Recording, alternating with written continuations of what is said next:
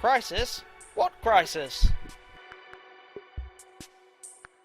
Picket killed as lorry is driven from docks. Troopers go from tornado to strike. The nation wins. General strike called off. Thatcher takes over number 10.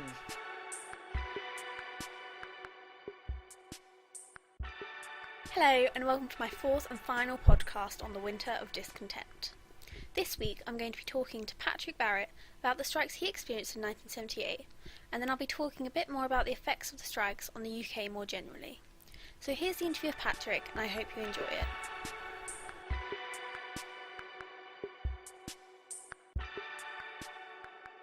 How old were you in the Winter of Discontent and where were you living? I was living in Nottingham and I was 20 years old. So were you working at the time? I was at university at the time. Actually, I'd just in a gap between university and I was back living at home, so I was back with my parents in Nottingham. Which strikes do you remember particularly well? The miners' strike was very important in our family because my father was in the coal mining industry, so that was talked about very much. I remember rail strikes. I remember what else?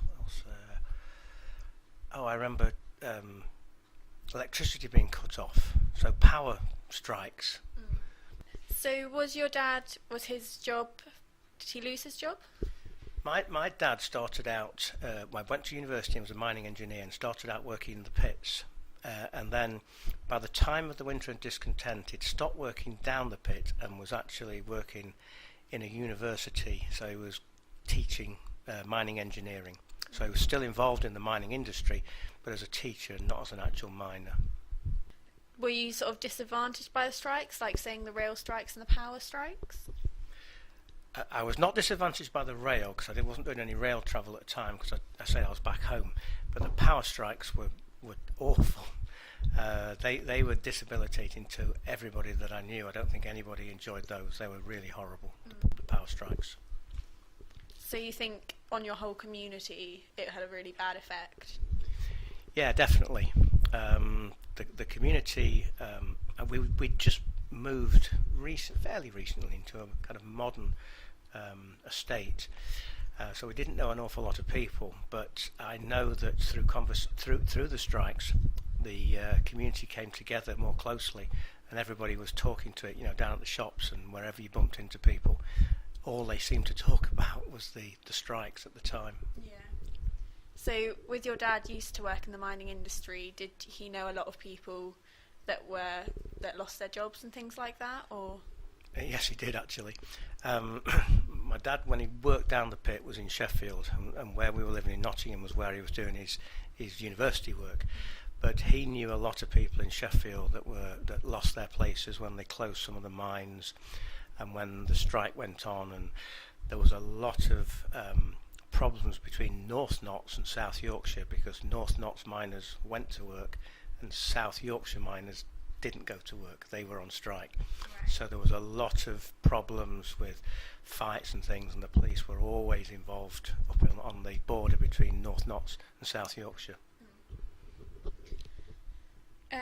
So do you think it had an economic impact on your family, or because was your mum working as well? Or? My mum wasn't working at the time, no. My mum was looking after my younger daughter. My mum stopped working when I was born, and I've got a younger brother and sister. My sister's quite a bit younger than me, so my mum was looking after my sister.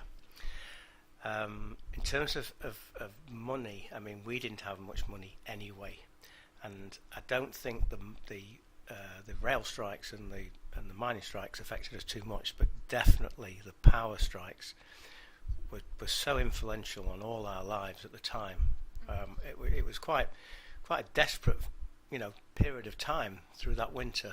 Yeah. Particularly, I mean, when the power went out and it was cold, and in terms of lighting and heating, it was quite horrible.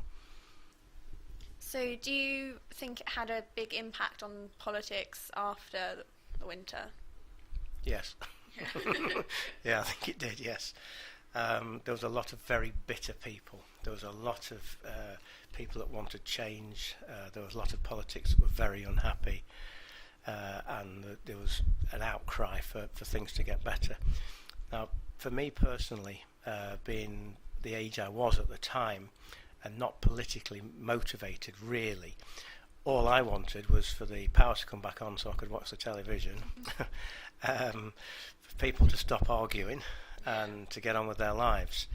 I do remember one really quite disturbing time when I was playing football, and I was playing for a North Notts team and our opposition were in South Yorkshire, and even though nobody on our side was involved with the pits, when we got to South Yorkshire, they all thought we were minors and they were horrible to us and throwing things at the bus, and there were lots of fights broke out, and it was just there wasn't a football match to remember. It was quite desperate, really. So it caused quite a lot of conflict between the different groups not striking and striking, do you think? Yeah. Yeah, definitely. It caused a lot of friction between those that were working and those that weren't. I mean, the whole industry needed an overhaul, and I suppose that's what the people in power were trying to do. But when people's livelihoods are at risk, I think there are better ways of doing it than they did at the time. I was a little bit oblivious to it at the time, the way they handled it, but since I've read about it and got a bit older, I do realise that it wasn't handled very sensitively at all.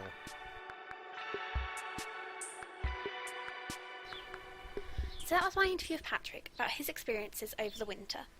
During the interview, he talked about how the strikes caused conflict between those in South Yorkshire and North Nottingham, but also about how it helped him feel a part of the new community he was in.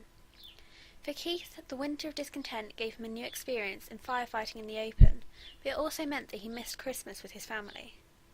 For Jeff, it meant walking past stacks of rubbish each day, and in his words, it led to people sitting back and doing whatever they're told now. Whilst I've been researching my project, I sent out a survey to find out about what other people remembered about the Winter of Discontent.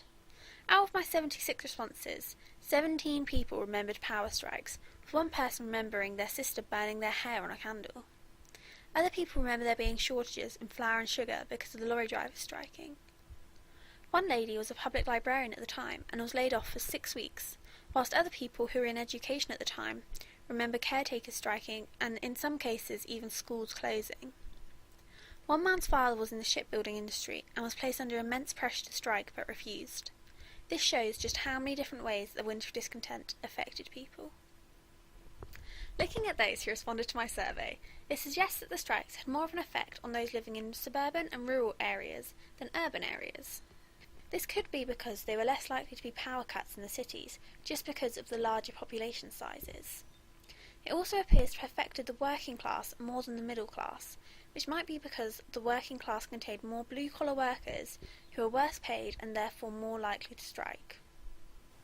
So now I've spent the past 4 weeks talking about what happened in the Winter of Discontent, I want to talk about why I think it's important. In my opinion, the Winter of Discontent directly led to the election of Margaret Thatcher on the 4th of May 1979.